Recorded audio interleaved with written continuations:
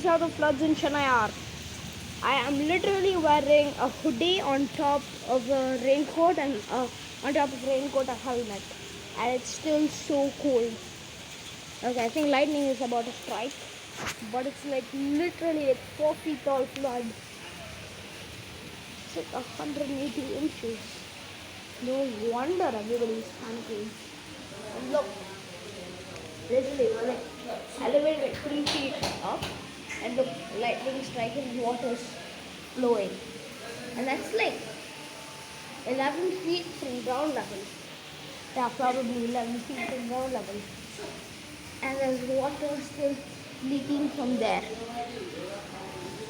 So there was some puddles, and yeah, I'm fully suited up as you can see. I have a helmet and I have a thing inside and a raincoat and a hoodie. So yeah,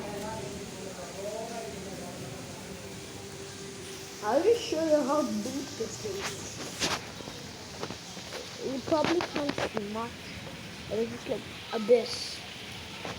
I literally can't see much in real life. Oh, lightning striking again. Yeah, I want to get back before the storm hits. So in the last clip I showed you guys I was just wearing this, but I was actually wearing this hoodie, and on top of this I was actually wearing